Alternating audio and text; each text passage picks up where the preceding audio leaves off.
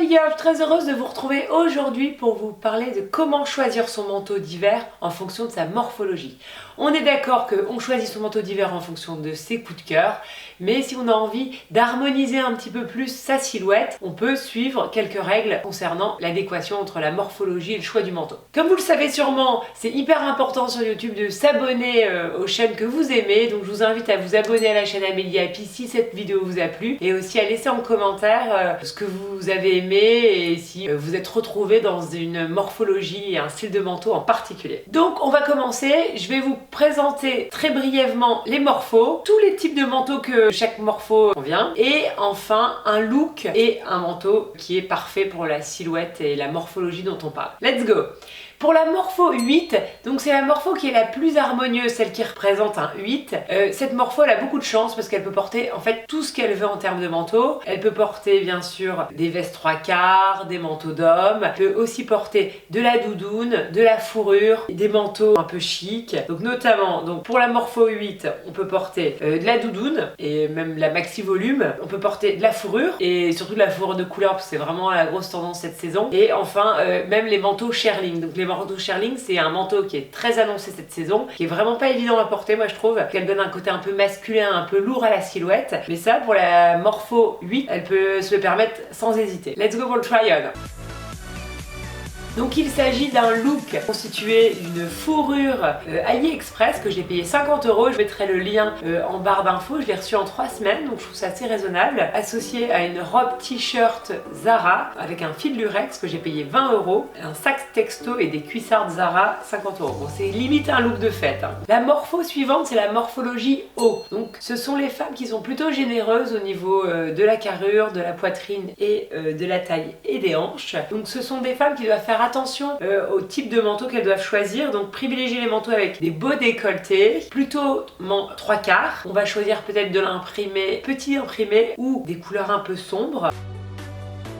Ce look 2 est constitué donc d'un manteau long ceinturé de la marque Eddie Grimm que j'ai payé 250 € avec un pull mango col cheminé à 50 €, un jean mom Zara à 30 €, un sac mango à 25 € et des boots texto. La morpho suivante est la morphologie X, donc ce sont les femmes qui ont une taille plutôt très marquée et qui ont des épaules et des hanches assez visibles. Donc ce sont aussi des femmes qui peuvent se permettre beaucoup de choses et notamment elles peuvent porter voilà, toute forme de manteau, un peu d'ampleur, des formes ovoïdales, il n'y a pas de problème. Elles peuvent aussi porter la doudoune ou de la fourrure. Et aussi des manteaux imprimés, tels que des manteaux style masculin imprimés Prince de Galles.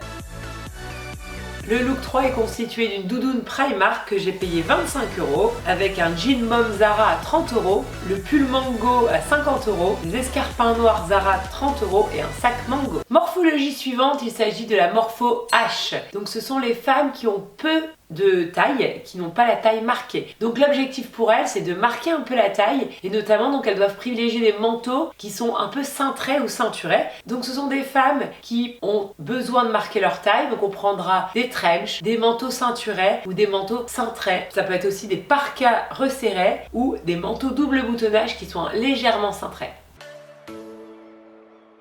Donc il s'agit d'un manteau style trench qui vient de chez Primark que j'ai payé 35 €, que j'adore, qui est rose pâle, qui est porté avec un pull torsade River Island que j'ai payé 35 $, un pantalon H&M Prince de Galles que j'ai payé 25 €, des Golden Goose et un sac Céline. Morpho suivante, il s'agit de la morpho V. Donc ce sont les femmes qui ont des épaules un petit peu développées et une taille et des hanches un petit peu plus étroites. Donc ce sont des femmes qui doivent faire très attention à ce qu'elles mettent au niveau de l'encolure. Donc il est préférable de prendre des manteaux qui sont légèrement évasés. Donc on aura tendance à leur conseiller de porter du long manteau fluide avec un col simple et peu travaillé. Donc on essaye d'attirer le regard plutôt vers le bas. Donc un long manteau fluide, ou ça peut être aussi un manteau trapèze ou une cape évasée. Ou alors elles peuvent choisir de la fourrure si elle part un petit peu évasée. Donc je conseille aussi à ces femmes de porter des manteaux avec des détails en bas, notamment avec ce manteau frangé vers le bas, frangé en bas.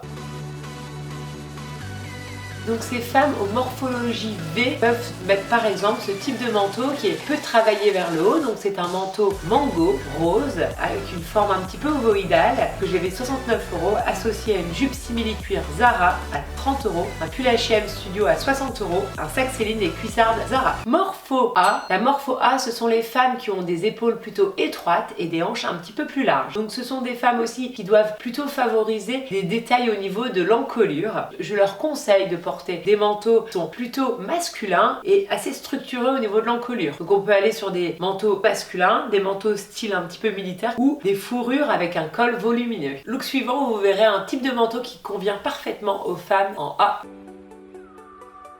Donc ici je porte un caban esprit militaire qui vient de chez Zara que j'ai payé 80 €, un pull mango à 50 €, une robe lurex dorée H&M que j'ai payé 40 € et des boots texto et un sac texto. J'espère que ces looks vous ont plu et je vous propose une petite compilation de tous ces looks.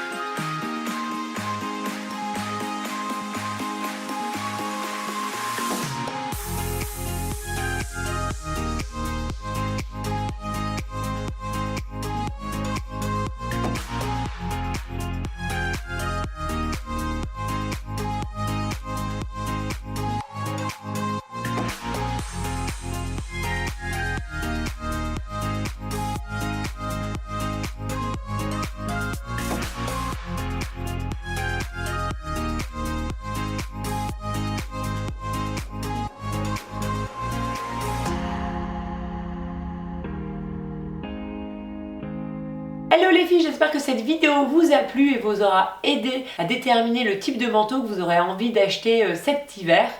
L'idée bien évidemment c'est de prendre en compte votre morphologie, de vos préférences en termes de style et aussi de votre taille. J'en ai pas parlé mais évidemment en fonction de sa taille, si on est petite on évite le long parce que ça tasse. Et quand on est grande, on prend quelque chose qui soit pas trop court pour pouvoir allonger, pour pouvoir rendre la silhouette plus harmonieuse. J'ai préparé cette vidéo sur la morphologie et j'ai encore plein d'autres choses que je pourrais vous dire sur la morpho, mais dites-moi en commentaire si vous avez aimé cette vidéo et si vous souhaiteriez d'autres vidéos sur la morphologie. Je vous embrasse!